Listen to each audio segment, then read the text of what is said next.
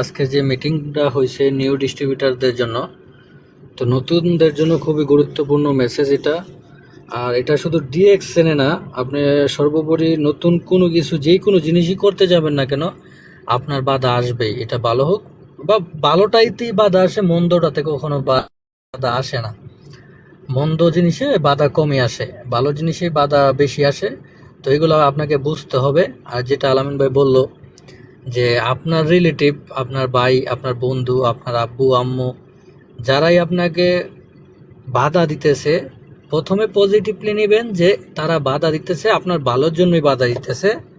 কারণ অনলাইনে সব কিছু ভালো না, অনলাইনে বেশিরভাগই খারাপ। 90% জিনিসই অনলাইনে খারাপ।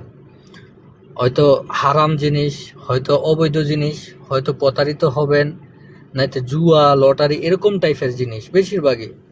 তো তারা চায় আপনি যেন এরকম কোনো স্কেমে না পড়েন, এরকম কোনো প্রতারিত চক্রে না পড়েন, এরকম কোনো ধোকাধারীর প্রতারিত হারাম জিনিসে না জড়ান। এর জন্য আপনার রিলেটিভরা আপনাকে বাধা দিতেছে বা না করতেছে, এটা পজিটিভলি নেবেন। তবে আপনি তো জানেন ডিএক্সএনটা কীরকম। আপনার আব্বু, আপনার আম্মু, আপনার ভাই ব্রাদার, বন্ধু বান্ধব, তারা তো ডিএক্সএনে কোনো মিটিং করে নাই, ডিএক্সএনটাকে নিয়ে গবেষণা করে নাই। আপনি গবেষণা করছেন কারণ আপনার লাইফের চিন্তা ভাবনা আপনার ভিতরে আছে। আপনার লাইফ কিভাবে করবেন আপনার চিন্তা ভাবনা। আমি প্রবাস থেকে 12 বইটা আমার চিন্তা ভাবনা। এখানে কথাটা যদি একটু কঠোর হয়ে যায়, এখানে সবাই প্রবাসী, একটা প্রবাসী এখানে বলেন যে আপনার আব্বু আম্মু মন থেকে চায় আপনি একবারে পার্মানেন্ট বর্তমানে দেশে চলে যেতে। মন থেকে বলেন আপনার কোনো আত্মীয় স্বজন বা আপনার ফ্যামিলি চাবে যে আপনি প্রবাস ছেড়ে বর্তমানে যে একটা কম আর বেশি যাই ইনকাম করেন এটা ছেড়ে আপনি দেশে চলে যাবেন, এরকমটা চাবে না। চাবে আপনি দুই মাসের জন্য ছুটিতে যান, সমস্যা নাই। 3 মাসের জন্য ছুটিতে যান, সমস্যা নাই। কিন্তু একবারে যাওয়ার জন্য কখনোই চাবে না। কারণ আপনি গেলে এটা তাদের আরেকটা প্যারা। আপনাকে এমনিতেই প্রথমে 5 লাখ 6 লাখ টাকা দিয়ে 6 লাখ টাকা দিয়ে বিদেশে পাঠাইছে, এটা উঠাইছেন কি উঠাইছেন না তার শিউর নাই।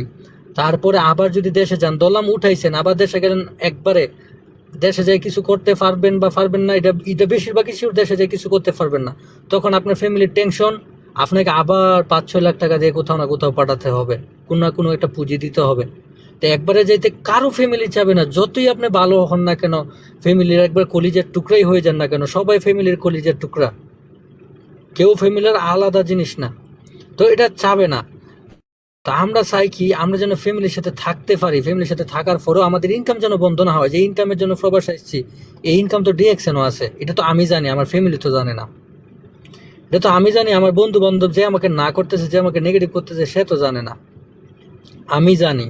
তো আমি ভালোটা জানি, সে আমাদের বলছে, তার আমি বোঝানোর চেষ্টা করবো যে ভাই তুমি যেটা মনে করে বলতেছো যে এটা থেকে বের হয়ে যেতে, আমি তো ভাই এখানে যুক্ত হইতে 1 টাকা জমা রাখি না। এই কোম্পানি যদি আজকে ভাইগাও যায়, আমি যার মাধ্যমে যুক্ত হয়েছি সে যদি আজকে মারাও যায়, আমার তো কোনো লস নাই। আমি তো তার কাছে ধরা না, সেও আমার কাছে ধরা না।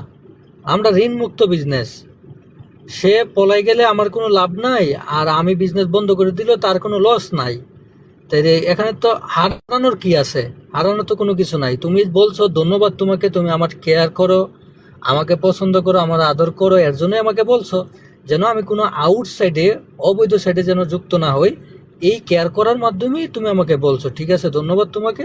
তবে আমি এটা আগেই মাথায় নিছি যে অনলাইনে বেশিরভাগই খারাপ। আমি এটা রিচার্জ করে তারপরে যুক্ত হয়েছি, যে এখানে আমি 10 টাকা দিয়ে ধরা না। কোম্পানি যদি আজকে বেগও যায় আমার কোনো লস নাই। আর আমার থেকে বয়সেরও 6-7 বছরের বড় কোম্পানির বয়স, তো কোম্পানি বাগার মতো বয়স না। এটা বাংলাদেশের চিপায় চাপার কোনো তৈরি হওয়া কোনো কোম্পানিও না। এটা ওয়ার্ল্ডে 180টা দেশের কোম্পানি। আমি সব কিছু রিচার্জ করেই যুক্ত হয়েছি এই কোম্পানিতে। তো ধন্যবাদ তোমাকে, তুমি আমাকে বলার জন্য। তো আমি কেয়ারফুলিভাবে এটাকে যুক্ত হয়েছি। যদি তুমি চাও আমিও তোমাকে হেল্প করতে পারি, আর যদি তোমার এগুলোতে ইন্টারেস্ট না থাকে, সমস্যা নাই। ধন্যবাদ তোমাকে আমাকে উপদেশ দেওয়ার জন্য, দ্যাটস ইট। নেগেটিভলি নেওয়া যাবে না। আবার এটা হলো আপনার কেয়ার করা লোকদের জন্য। আবার আরেকটা বিষয় যেটা বললো আলামিন ভাই, যে বাংলাদেশের জাতীয় খেলা হাডুডু, এর সুবাদে আমি কিন্তু আরেকটা উদাহরণ দিছিলাম। এখানে অনেকেই হয়তো শুনছেন, অনেকেই শুনেন নাই আমার ওই কথাটা।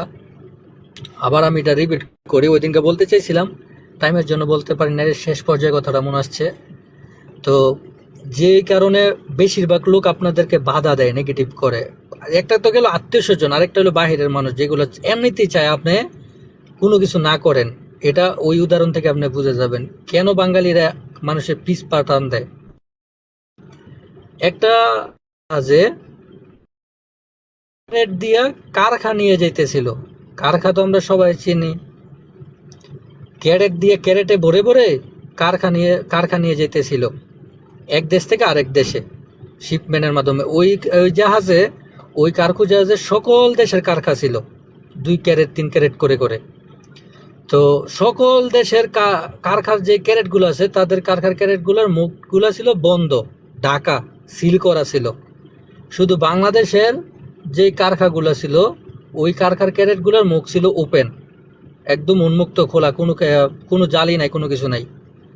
তো জাহাজের যে ক্যাপ্টেন ছিল, সে আইসা বলতেছে যে এটা কেন খোলা, এই কারখাগুলো না নদীতে পড়ে যাবে, চলে যাবে। তো তখন যে পাহারাদার বা যে এগুলার দায়িত্বে আছে, সে বলতেছে ক্যাপ্টেনকে, কেন আপনি কি জানেন না এই ক্যারেটটা বাংলাদেশের ক্যারেট, আর এই কারখাগুলা বাংলাদেশের কারখা? ক্যাপ্টেন অবাক হয়ে বলতেছে যে এটা আবার কোন ধরনের কথা, কারখা তো কারখা, তাকে মুখ উন্মুক্ত করে দিলে সে চলে যাবে, এটা বাংলাদেশ আর পাকিস্তান বা ইন্ডিয়া অন্য দেশের পার্থক্য কি? তখন সে বলছে, আপনি মনে হয় জানেন না বাংলাদেশের কালচারের বিষয়ে।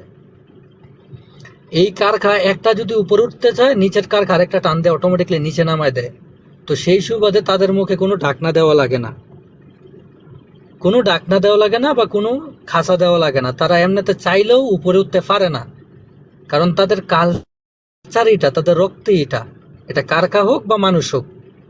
আশা করি যে উদাহরণটা দিতে চাইছি, এই উদাহরণটা বুঝতে পারছেন যে আপনার কাছের লোক তো আপনার ভালোর জন্য বলতেছে, যেন আপনি খারাপ কিছুতে না জড়ায় যান, এটা ঠিক আছে। কিন্তু এরকমও লোক আছে যারা জানে না ডিএক্সএন কি, যারা বুঝে না ডিএক্সএন কি, হয়তো কোনো সুবাদে জানছে যে এটা এরকম সিস্টেমে বিজনেস করে, হ্যাঁ, এতটুক মানে তিলরে তাল বানায় আপনারে বলবে যে যেমন সে ডিএক্সএন অনেক বড় পিএইচডি করে আপনাকে উপদেশ দিতেছে এই কোম্পানি তো ভাগ্যা যাবো গা। অথচ তার জন্মের আগে ডিএক্সএন কোম্পানি পৃথিবীতে আছে। যে বলতেছে আপনাকে ডিএক্সএন কোম্পানি ভেঙে যাবে, তার জন্ম দেখবেন যে 2000 সালে বা 95-তে, 1995-তে এরকম টাইপের। কিন্তু সে বলতেছে ডিএক্সএন চলে যাবে, যে কোম্পানি তারও জন্মের আগে 1993 সাল থেকে আছে। তো আমি যে উদাহরণটা দিলাম, কারখার উদাহরণটা, এটা নট অনলি ডিএক্সএন, আপনি ভালো যেই কোনো কাজ করতে চান না কেন, আপনাকে পিছিয়ে টান দেওয়ার মতো লোকের অভাব নাই, এটা অভাব নাই। তারপর খারাপ কাজ করতে যান, দেখেন যে বাহবা পাবেন, অনেক বন্ধুও পাবেন খারাপ কাজের জন্য, সঙ্গভঙ্গ আসবে। তো এই আর কি, সর্বোপরি কথা, নতুনদের জন্য নেগেটিভ হওয়া যাবে না। যতই নেগেটিভ করতে আসবে, আপনি তো জানেন ডিএক্সএন, আপনি যুক্ত হয়েছেন, আপনার সঠিক পরিচয়পত্র দিয়ে এমনি তো না, আপনি জানেন ডিএক্সএনটা কি, আপনি বুঝেন ডিএক্সএনটা কি, তো আপনি ওইভাবে কাজ করেন। কে কি বললো ওইটা দেখার প্রয়োজন নাই, এখানে হারানোর কোনো কিছু নাই। আশা করি বুঝতে পারছেন নতুনরা। তো এটাই বলা ছিল, আজকের যে মিটিং ছিল আমাদের new distributor training, new distributor বা নতুনদের জন্য সর্বোপরি এটাই মাথায় রাখতে হবে যে নেগেটিভ হওয়া যাবে না।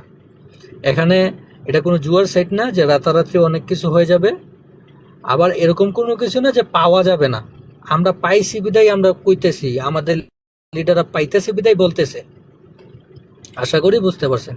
জি, তারপরে আমরা নেক্সট কোনো স্পিকারের কাছে যাই।